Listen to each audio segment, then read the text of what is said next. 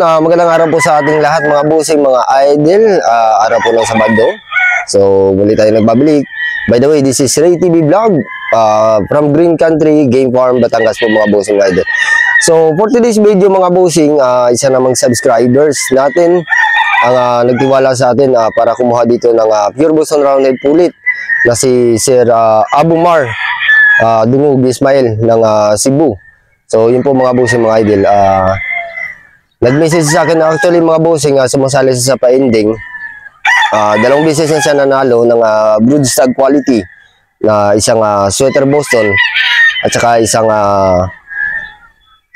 gray sa sweater Boston po mga bossing, mga idol. So welcome po dito mga bossing, mga idol. So yung video nito para po ito kay Sir Ismail at sa lahat po ng ating mga subscribers po mga bossing, mga idol. So tara po, pipilian natin siya ng isang napakagandang Boston Roundhead Pullet mga busing, mga idol.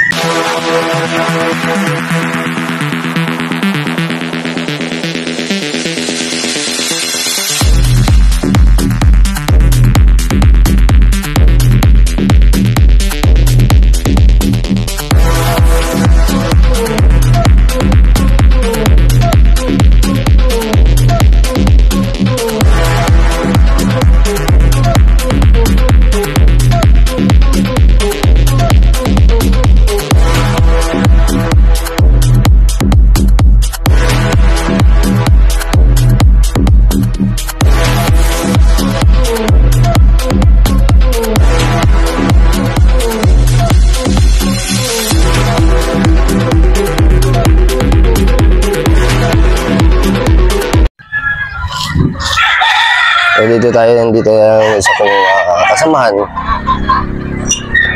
Umula na sa'yo. This is size na sila.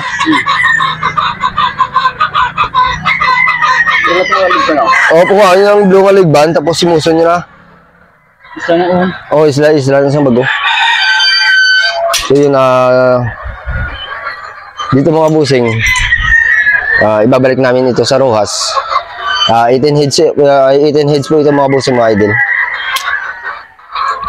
Ang bloodline po nito mga busing ay isang pusom. Yan po mga busing, mga idol.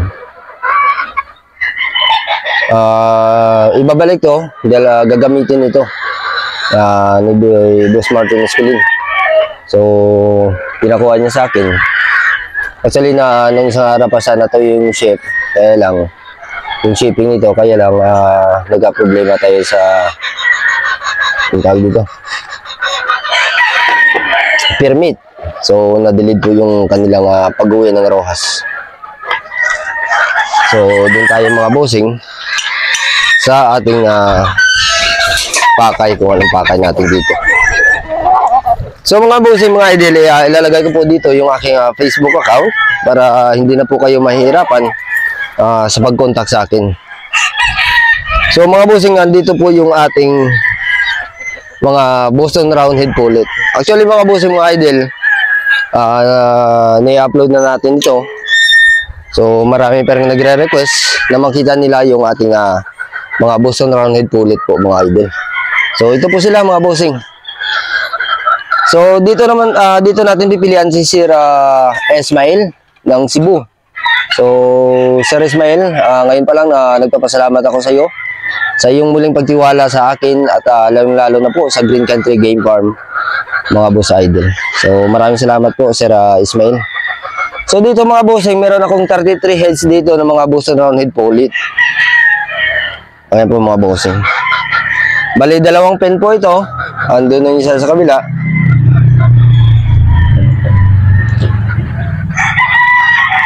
So titingnan natin dito kung alin yung pinakamaganda dito mga bossing, mga idol. At nagkausap kami dun sa Messenger.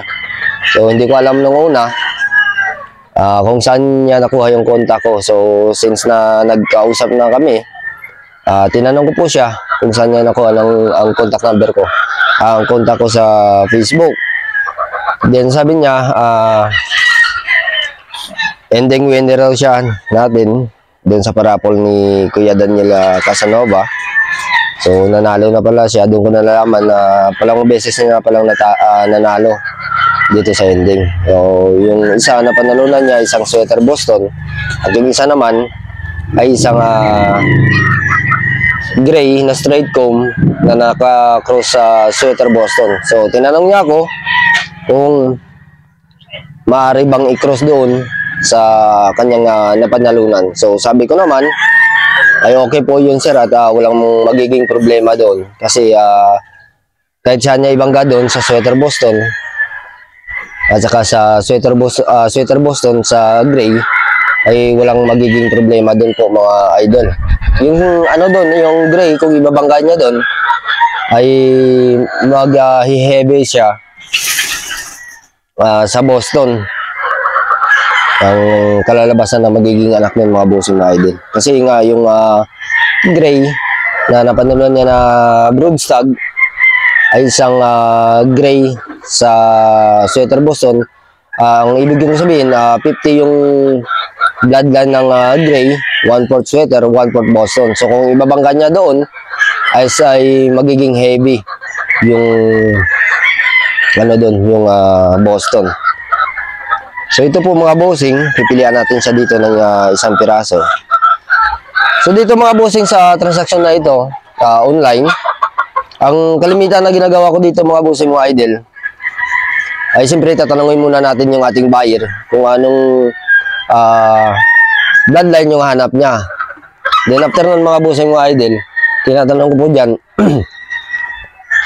kung ano bang gusto ng ating buyer, o high station ba or mid station. Kasi merong buyer, tayo ay iba-iba naman yung ating gusto sa isang manok. Merong tao na gustong high station at meron namang gustong mid to high station.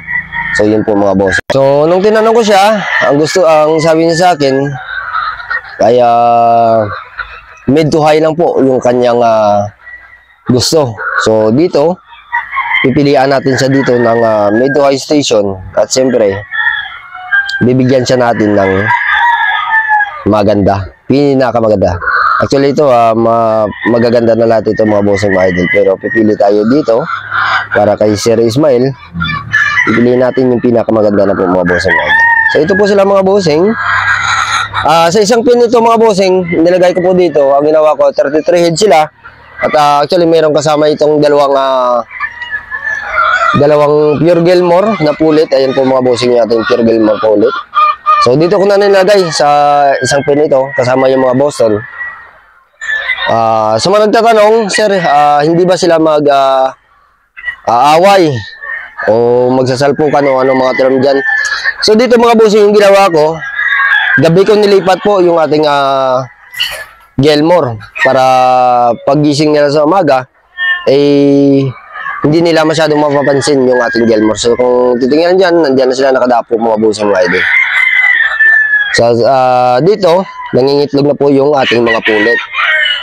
Ito po yung itlog ng ating pulit mga bossing. Meron pa doon sa dulo. So sa ganitong itlog mga bossing, ay para sa akin alanganin pa itong i-breed. So medyo may kaliitan pa yung kanyang itlog. Mas mabuting i-breed natin yung ating mga manok, medyo malaki-laki ng ating mga itlog ng ating mga manok mga bossing. So ito, alanganin pa ito. So mga next month, pwede na ito mga bossing, yung ating mga alagang manok. So 7 to 8 months, yun po yung para sa akin, yun po yung pinaka-swak na i-breed yung mga alaga natin mga manok mga bossing mga idol. Kasi medyo malaki-laki na ng kanilang mga itlog. So ayun,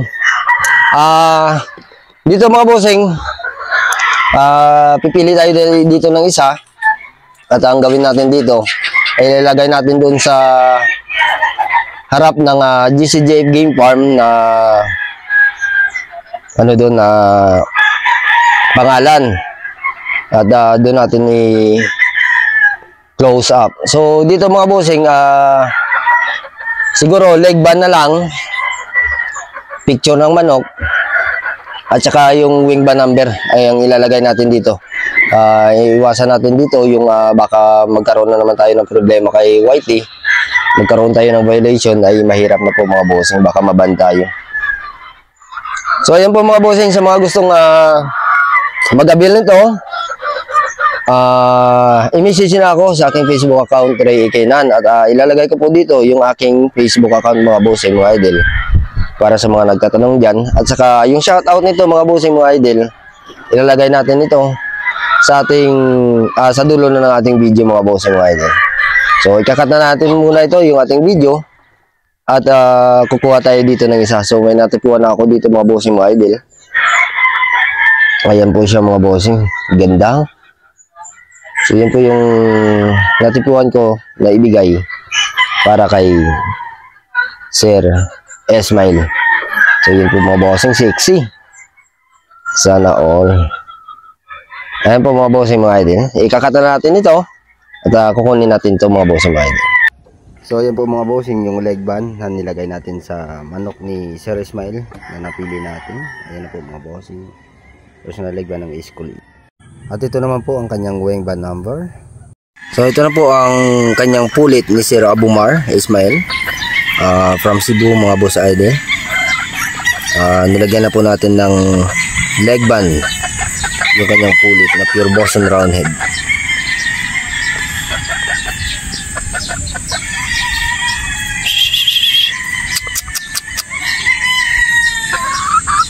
Ganda.